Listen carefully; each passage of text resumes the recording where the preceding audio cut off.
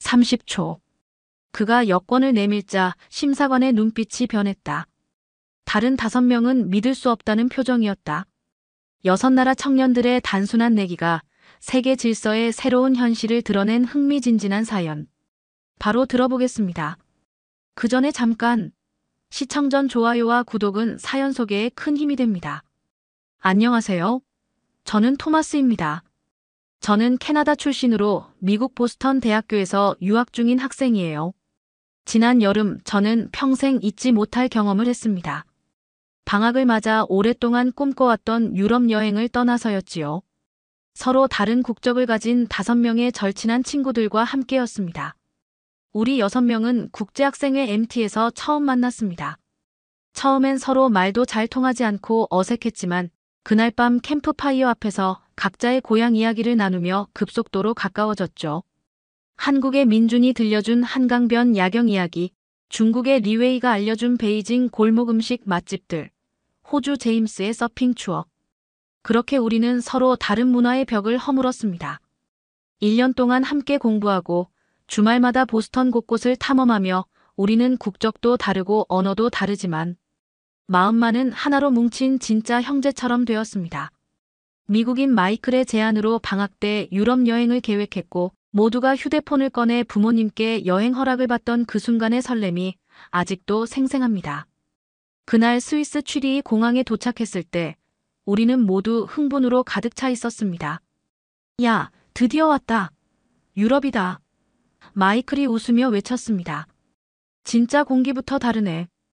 켄지가 깊게 숨을 들이마셨습니다. 입국 심사대 앞에 줄을 서기 전 갑자기 제 머릿속에 재미있는 생각이 떠올랐습니다. 우리 재밌는 내기 하나 할까?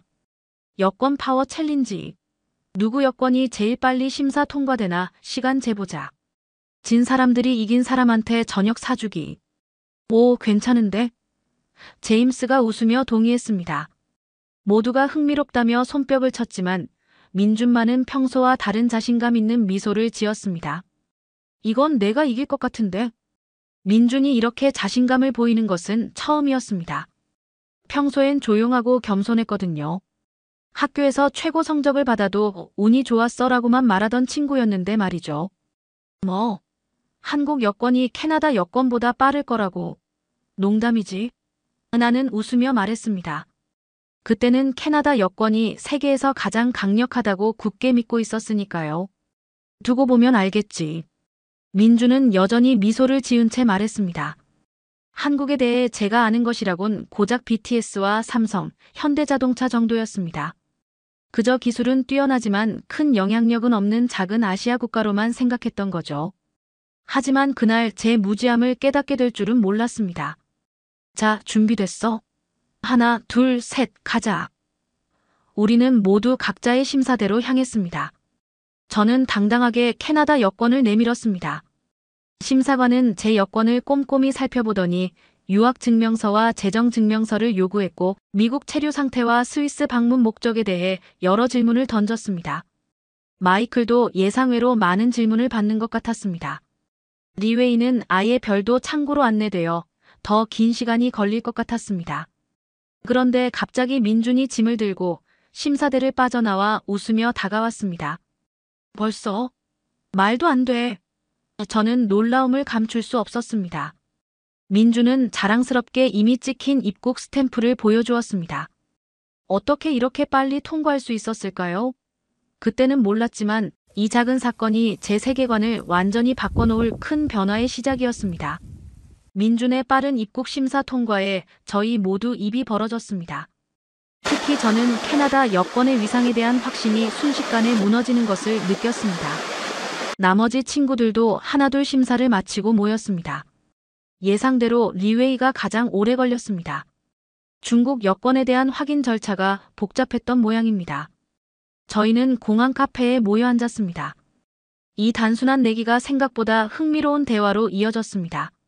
민준에게 모두의 시선이 쏠렸습니다. 심사관은 민준의 여권을 본 순간 표정이 밝아졌다고 합니다. 한국이시군요. 환영합니다. 즐거운 여행 되세요 라는 말과 함께 어떤 질문도 없이 통과시켜 주었다는 것입니다. 심사관이 민준에게 보인 존중과 신뢰는 다른 누구도 받지 못한 대우였습니다. 호기심이 생긴 저는 그 자리에서 스마트폰을 꺼내 세계 여권 순위를 검색했습니다. 화면에 나타난 결과에 놀라움을 감출 수 없었습니다. 한국 여권이 세계 최상위권에 자리하고 있었던 것입니다. 190개 이상의 국가를 무비자로 방문할 수 있는 특권을 가진 여권 중 하나였습니다. 심지어 미국, 영국, 캐나다 같은 전통적인 강대국의 여권보다 더 높은 순위를 차지하고 있었습니다. 민주는 겸손하게 웃으며 설명했습니다. 한국이 이렇게 높은 여권 파워를 갖게 된 것은 최근 30년간의 놀라운 경제, 성장과 국제사회에서의 신뢰 구축 덕분이라고 했습니다. 한국은 제2차 세계대전 이후 폐허에서 시작해 지금은 세계 10위권의 경제대국으로 성장했으며 반도체, 조선, 자동차, 휴대폰 등 다양한 산업 분야에서 세계를 선도하고 있다는 것입니다. 민준의 설명을 들으며 저는 한국에 대한 제 좁은 시각이 얼마나 편협했는지 깨닫기 시작했습니다. 한국을 단지 K-팝과 삼성, 현대자동차 정도로만 알고 있었던 제 무지함이 부끄러웠습니다. 세계 질서와 영향력의 지도가 제가 알던 것과는 많이 달라진 모양이었습니다. 일본의 켄지도 자국의 관점에서 흥미로운 이야기를 덧붙였습니다. 일본과 한국은 역사적으로 복잡한 관계를 가지고 있지만 최근 들어 한국의 국제적 위상과 문화적 영향력이 급속도로 높아지고 있다는 것입니다. 특히 젊은 세대들 사이에서는 한국 문화에 대한 관심이 뜨겁다고 했습니다. 호주의 제임스는 한국의 성공 요인이 궁금하다며 민준에게 질문을 던졌습니다. 어떻게 그렇게 짧은 시간 안에 국제사회에서 그런 위상을 얻을 수 있었는지, 그 비결이 무엇인지 알고 싶어 했습니다. 민준의 대답은 간단했습니다. 우리 할아버지 세대는 맨손으로 나라를 다시 세우셨어요. 교육을 최우선으로 여기고 미래를 위해 끊임없이 노력했죠. 그리고 항상 세계를 향해 열린 자세를 가졌던 것이 중요했던 것 같아요. 그의 말을 들으며 저는 깊은 감명을 받았습니다. 한 나라가 이토록 급속한 발전을 이룰 수 있다는 사실이 놀라웠습니다. 더구나 그것이 단순한 경제적 성공을 넘어 국제사회에서의 신뢰와 존중으로까지 이어졌다는 점이 인상적이었습니다. 저희는 카페를 나와 공항 밖으로 향했습니다. 이제 스위스 알프스로의 여행이 시작되는 순간이었지만 제 머릿속은 여전히 한국의 놀라운 성공 이야기로 가득 차 있었습니다. 지금까지 알던 세계와는 다른 새로운 현실을 발견한 기분이었습니다. 이 여행은 단순한 관광을 넘어 제 세계관을 완전히 바꿔놓을 것 같았습니다. 스위스 알프스로 향하는 기차 안에서도 저는 여전히 한국 여권의 힘에 대해 생각하고 있었습니다. 창밖으로 펼쳐지는 아름다운 풍경보다 더 인상적인 것은 세계 질서에 대한 새로운 깨달음이었습니다. 기차에서 내려 숙소에 짐을 풀고 저희는 알프스 트레킹 계획을 세우기 시작했습니다. 민준이 미리 준비해온 노트북으로 일정과 경로를 확인하는데 그의 노트북 화면이 눈에 들어왔습니다. 정교하게 짜인 일정표와 각 지역의 상세한 정보가 체계적으로 정리되어 있었습니다. 대학에서도 항상 꼼꼼하고 치밀했던 민준의 성격이 여행 준비에도 그대로 드러났습니다. 내일은 융프라우 지역으로 가는 것이 어떨까요? 민준이 제안했습니다. 모두가 동의했고 저희는 일찍 잠자리에 들었습니다. 다음 날 아침 융프라우로 향하는 산악 열차에 탑승했습니다. 해발 3,454m의 유럽의 지붕이라 불리는 이곳으로 가는 길, 창밖으로 보이는 설산과 초록, 계곡의 풍경에 모두 감탄했습니다. 마치 천국으로 가는 길 같았습니다. 그러나 행복한 시간도 잠시 열차가 중간역에 도착했을 때 갑자기 당황스러운 상황이 발생했습니다. 저는 제 여권이 보이지 않는다는 것을 알게 되었습니다. 가방을 열어 찾아보고 주머니를 뒤지고 모든 짐을 다시 확인해봤지만 여권은 어디에도 없었습니다. 어쩌면 숙소에 두고 왔을지도 모르겠어요. 제가 초조하게 말했습니다. 하지만 마음속으로는 그것보다 더 나쁜 상황, 즉 여권을 잃어버렸을 가능성도 생각했습니다. 친구들은 모두 저를 위로했지만 이 문제로 여행 일정이 크게 틀어질 수 있었습니다. 특히 스위스에서 다음 목적지인 이탈리아로 이동하기 전까지 반드시 여권을 찾아야만 했습니다. 일단 숙소로 돌아가서 찾아보자. 제임스가 제안했습니다. 하지만 그것은 하루 일정을 완전히 망치는 일이었습니다. 그때 민준이 잠시 생각에 잠기더니 말했습니다. 제가 한국 대사관에 연락해 볼게요. 혹시 도움이 될지 모르니까요. 저는 의아했습니다. 한국 대사관이 어떻게 캐나다 시민인 나를 도울 수 있을까요? 민준은 미소를 지으며 휴대폰을 꺼냈습니다. 일단 시도는 해봐야죠. 민준은 한국 대사관에 전화를 걸어 상황을 설명했습니다. 놀랍게도 불과 10분 만에 답변이 왔습니다. 한국 대사관에서 캐나다 대사관에 연락해 주었고 캐나다 대사관은 임시 여행 서류를 신속하게 발급해 주기로 했다는 것입니다. 보통 며칠이 걸리는 절차가 단 몇 시간 만에 해결될 수 있게 된 것입니다. 어떻게 이런 일이 가능한 거죠?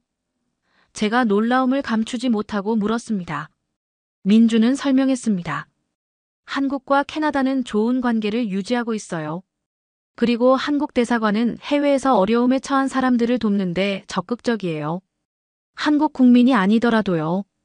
저는 또 한 번 한국이라는 나라의 영향력과 국제적 관계에 놀라게 되었습니다. 단순히 경제적으로 강한 나라가 아니라 국제사회에서 실질적인 도움과 협력을 주고받을 수 있는 신뢰받는 국가라는 점이 새삼 와닿았습니다. 저희는 다시 일정을 조정해 다음날 루체른으로 이동하기로 했습니다. 그곳에서 임시 여행 서류를 받고 여행을 계속할 수 있을 것이었습니다. 예상치 못한 문제가 생겼지만 민준과 한국 대사관의 도움으로 해결책을 찾았습니다. 이 경험을 통해 저는 한국의 또 다른 면모를 보게 되었습니다.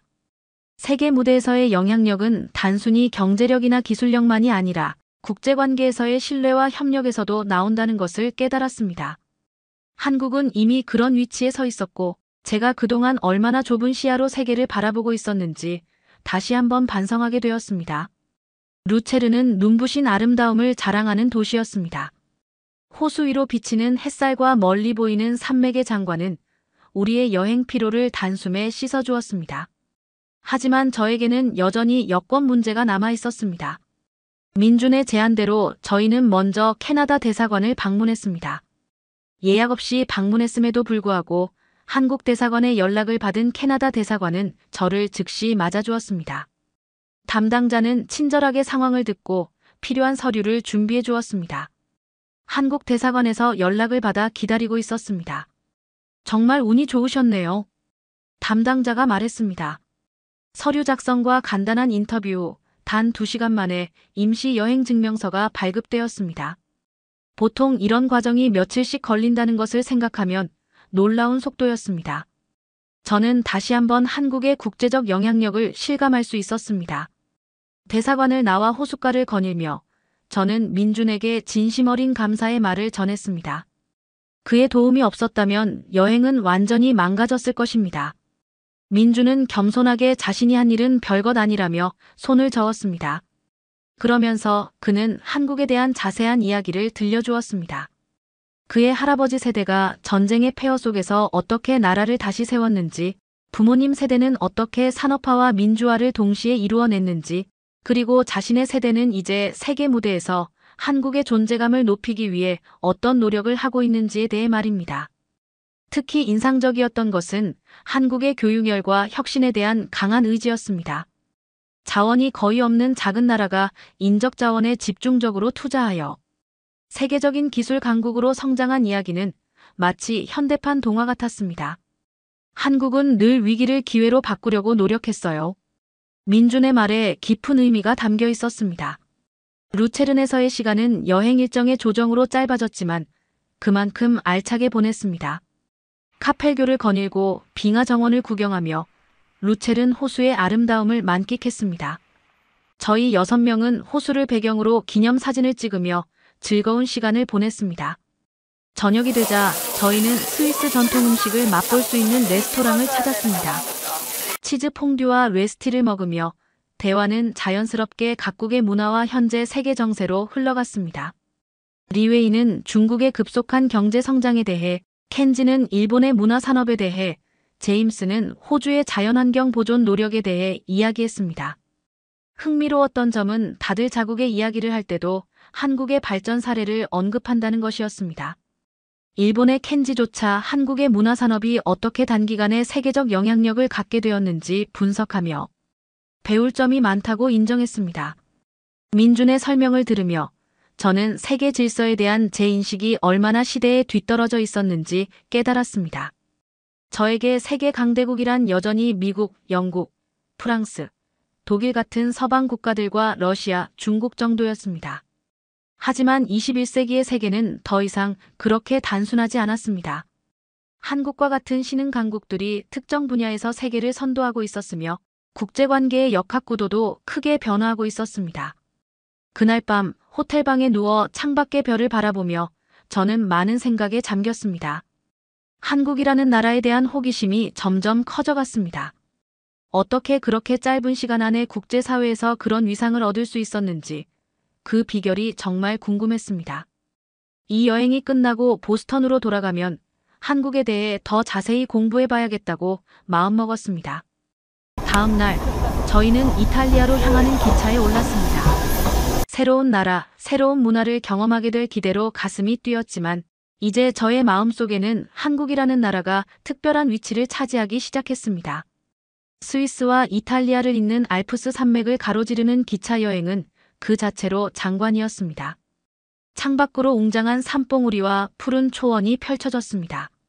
하지만 저의 머릿속은 여전히 한국이라는 나라에 대한 생각으로 가득 차 있었습니다. 밀라노에 도착한 저희는 간단히 도시 관광을 시작했습니다. 두오모 성당 앞에 서서 기념사진을 찍는 동안 민준이 사용하는 최신형 한국산 스마트폰의 뛰어난 카메라 성능에 모두가 감탄했습니다. 그의 휴대폰으로 찍은 사진은 마치 전문 사진작가가 찍은 것처럼 선명하고 아름다웠습니다. 이 폰은 한국에서 가장 최근에 나온 모델이에요. 카메라 기술이 특히 뛰어나죠. 민준이 설명했습니다. 켄지가 그 휴대폰을 유심히 살펴보며 말했습니다. 일본도 전자제품으로 유명하지만 요즘은 한국 제품이 훨씬 앞서 있어요. 특히 스마트폰과 반도체 분야에서는 한국이 세계를 선도하고 있죠. 민주는 겸손하게 웃으며 한국의 기술 발전에 대해 이야기해 주었습니다. 불과 30년 전만 해도 한국은 기술 후진국이었지만 집중적인 연구개발 투자와 혁신적인 기업 문화로 세계 최고 수준의 기술력을 갖추게 되었다는 것입니다. 특히 반도체, 디스플레이, 스마트폰, 배터리 기술 등에서는 다른 선진국들을 앞지르고 있다고 했습니다. 저녁에는 현지 레스토랑에서 식사를 하며 대화를 이어갔습니다. 이때 민주는 자신의 노트북을 꺼내 한국의 경제 성장과 기술 혁신에 관한 다큐멘터리 영상을 보여주었습니다. 폐허에서 시작해 세계 10위권의 경제대국으로 성장한 한국의 역사는 마치 현대판 신화와도 같았습니다. 이건 정말 놀라운 이야기네요. 제임스가 감탄했습니다. 호주는 풍부한 자원 덕분에 경제적으로 성장했지만 한국은 오직 인적 자원과 의지만으로 이렇게 성공했다니. 식사를 마치고 호텔로 돌아가는 길, 불행한 사건이 발생했습니다. 복잡한 밀라노 시내에서 마이클이 소매치기를 당한 것입니다. 지갑과 함께 여권과 신용카드가 모두 사라졌습니다. 저희는 즉시 가까운 경찰서를 찾아갔지만 언어 장벽으로 인해 의사소통이 쉽지 않았습니다. 게다가 밀라노는 소매치기가 많기로 유명한 도시라 경찰들도 이런 사건에 그다지 적극적으로 대응하지 않는 듯 했습니다. 그때 민준이 자신의 스마트폰을 꺼내더니 놀라운 일을 해냈습니다.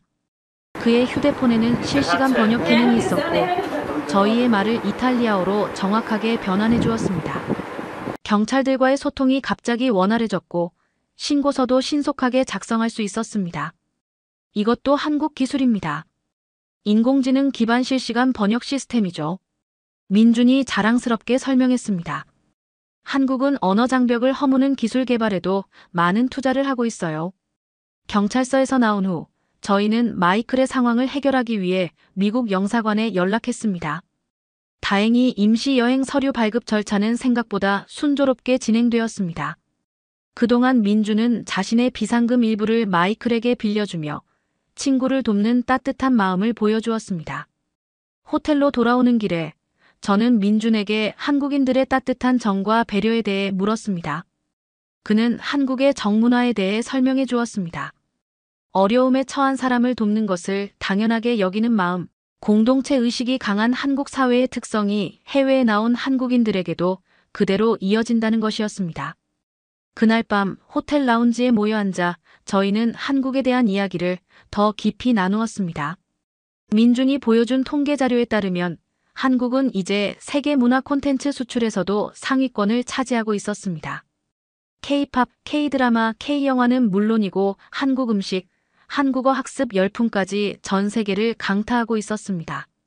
한국의 진정한 힘은 기술과 경제력을 넘어 문화적 영향력에 있어요. 민준의 말에 깊은 의미가 담겨 있었습니다. 힘든 역사 속에서도 포기하지 않고 끊임없이 도전하는 한국인의 정신이 세계인들의 마음을 움직이고 있는 거죠. 그의 말을 들으며 저는 다시 한번 한국이라는 나라에 대한 생각에 잠겼습니다.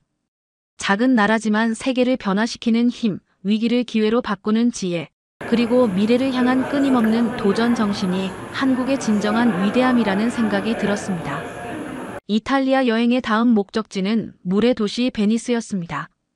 기차로 밀라노에서 베니스까지 이동하는 동안 창밖으로 펼쳐지는 아름다운 이탈리아 시골 풍경이 저희를 매료시켰습니다. 하지만 이제 저는 단순히 풍경만 보는 것이 아니라 각 나라의 문화와 역사, 그리고 세계 속에서의 위치에 대해 더 깊이 생각하게 되었습니다.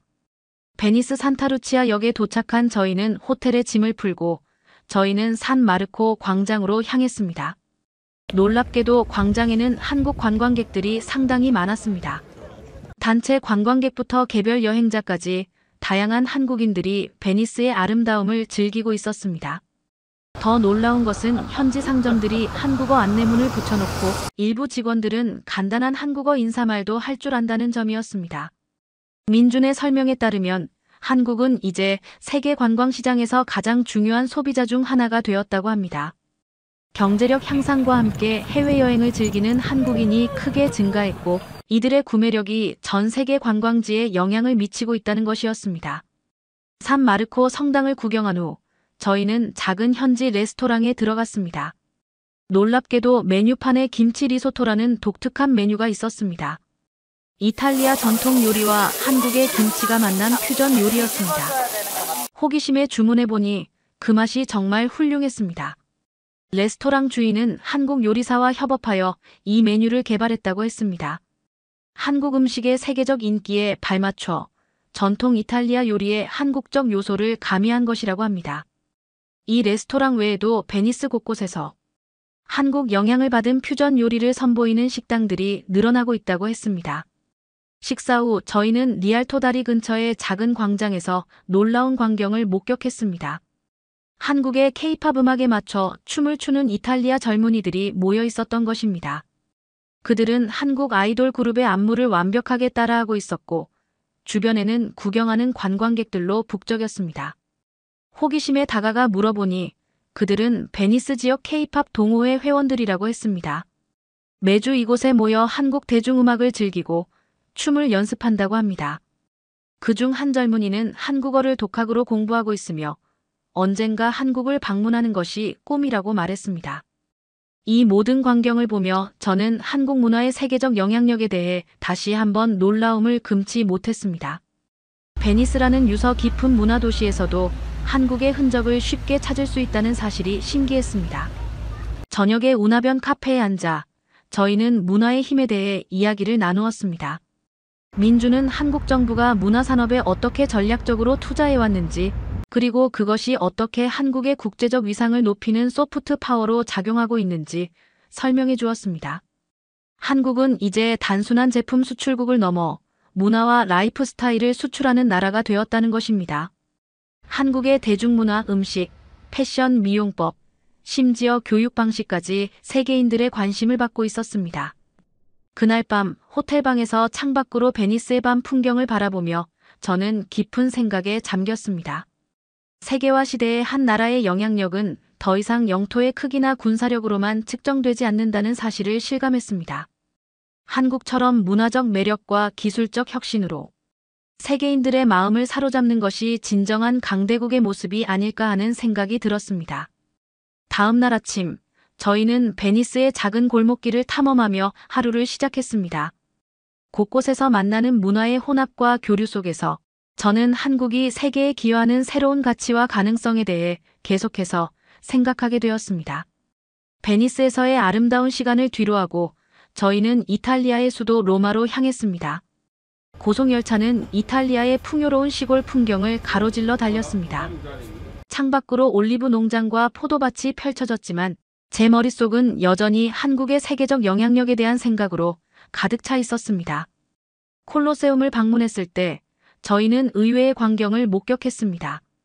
한국 기업이 후원하는 대규모 문화재 복원 프로젝트가 진행 중이었던 것입니다. 안내판에는 한국의 첨단 기술을 활용한 문화재 보존 방법이 상세히 설명되어 있었고 그 프로젝트를 이끄는 한국인 고고학자와 기술자들의 공헌이 강조되어 있었습니다. 민준의 설명에 따르면 한국은 이제 자국의 문화재 보존뿐만 아니라 세계 문화유산 보호에도 적극적으로 참여하고 있다고 합니다.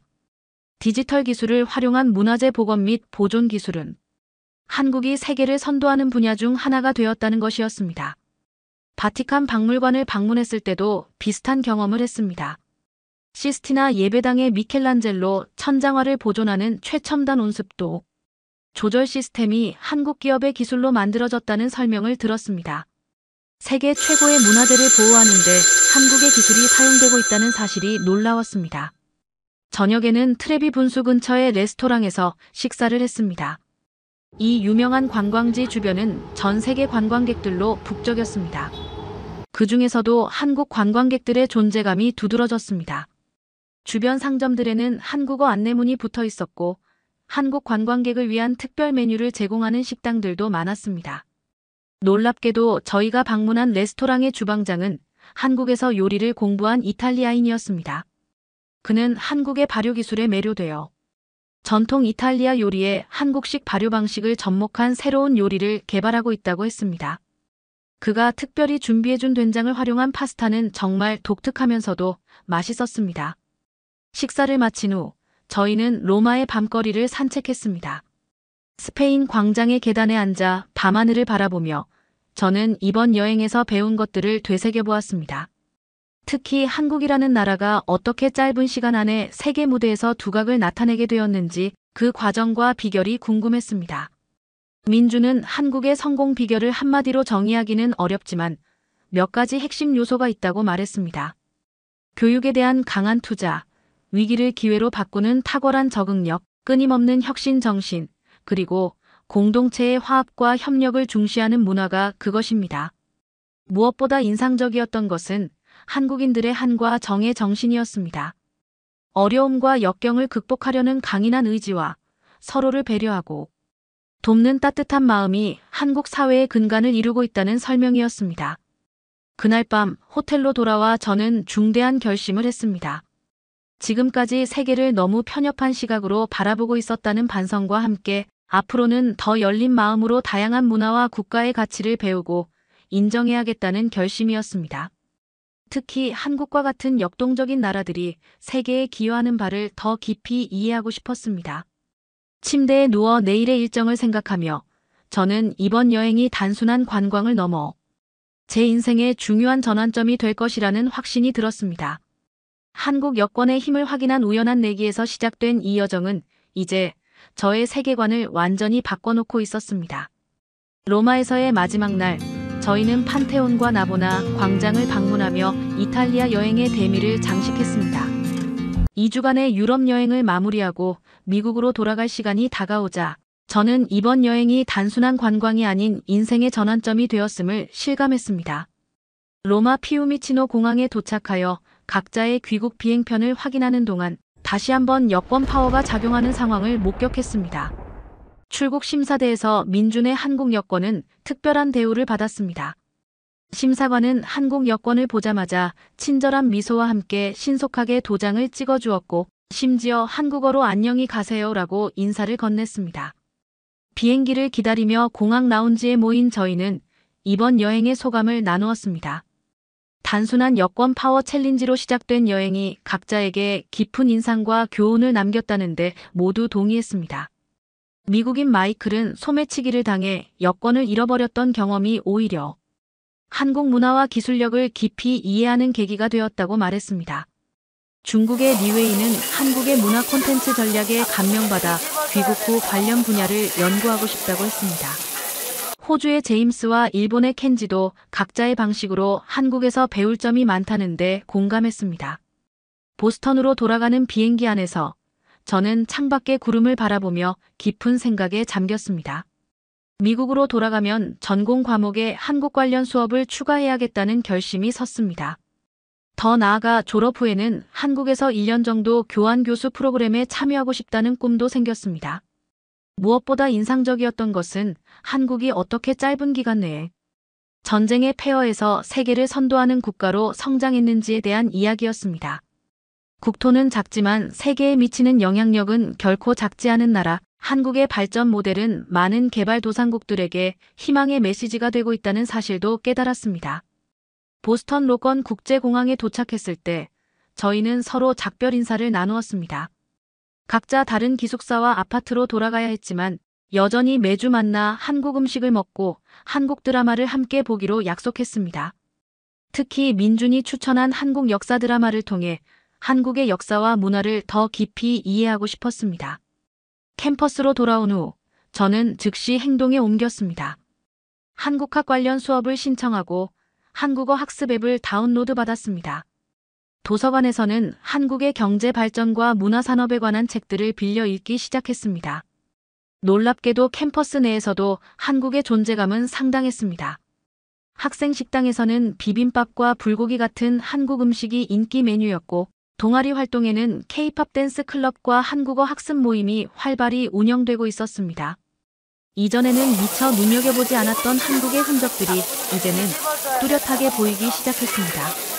학기가 시작되고 첫 수업에서 국제관계학 교수님은 21세기 세계 질서의 변화에 대해 강의하셨습니다. 그 강의에서 한국은 소프트 파워와 기술 혁신을 통해 세계의 영향력을 확대하는 대표적인 사례로 언급되었습니다. 저는 그 강의를 들으며 자랑스럽게 손을 들어 유럽 여행에서의 경험을 나누었습니다. 학기 중간에는 민준의 도움으로 한국국제교류재단이 주최하는 한국 이해 프로그램에 지원하여 합격했습니다. 이 프로그램을 통해 다음 여름방학에는 서울에서 3주간 한국 문화와 산업을 배울 기회를 얻게 되었습니다. 종종 그 여권 파워 챌린지를 떠올리며 저는 웃음을 짓습니다.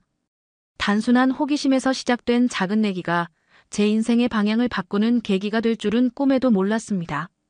한국 여권의 힘을 확인하는 데서 시작해 한국이라는 나라가 세계에 미치는 진정한 영향력을 깨닫게 된 여정이었습니다. 이제 저는 세계를 바라보는 더 넓은 시각을 가지게 되었고 한국과 같은 역동적인 나라들이 만들어가는 새로운 세계 질서에 대해 깊은 관심을 갖게 되었습니다. 그리고 언젠가는 한국을 직접 방문하여 그 놀라운 나라의 모든 것을 직접 경험하고 싶다는 꿈을 품게 되었습니다. 오늘 사연은 여기까지입니다. 한국 여권의 위력을 경험한 청년들의 세계관 변화 스토리 어떠셨나요? 여러분의 의견을 댓글로 남겨주세요. 지금까지 감동정거장에서 사연 전해드렸습니다. 사연이 마음에 드셨다면 좋아요와 구독 부탁드립니다. 시청해주셔서 감사합니다.